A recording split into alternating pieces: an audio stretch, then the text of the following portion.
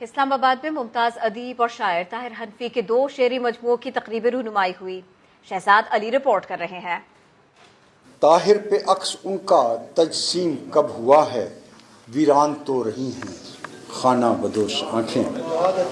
4 شعری مجموعوں کے خالق اور ممتاز محقق، مورخ اور شاعر طاہر حنفی کی 66ویں سالگرہ یادگار بن گئی۔ اس دن اکادمی ادبیات میں ان کے 2 شعری مجموعوں خانہ بدوش آنکھیں اور یرغمال خاک کی تقریب رونمائی ہوئی۔ طاہر حنفی نے دونوں کتابوں کی اہمیت پر روشنی ڈالی۔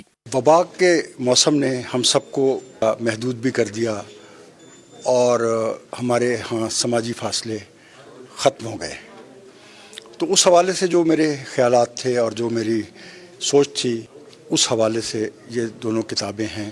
چیئرمین پیمرا محمد سلیم بیگ نے شاعر اور ادیبوں کو معاشرے کا ہیرو قرار دیتے ہوئے کہا، ادیب الفاظ کے سونے سے معاشرے کے لیے زیور بناتے ہیں۔ نوجوان نسل کا کتاب سے ناطہ جوڑنے کی ضرورت پر زور دیا۔ لائبریریز جو ہے نا، یہ تو اٹ از دا، میں تو ورڈ یوز کروں گا، کوئنٹ ایسنس آف سوسائٹی۔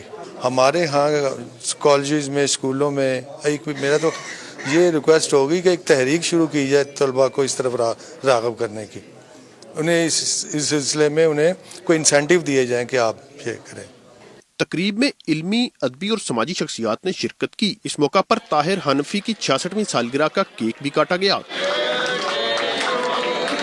کیمرہ مین اعجاز عباسی کے ساتھ شہزاد علی، سما، اسلام آباد۔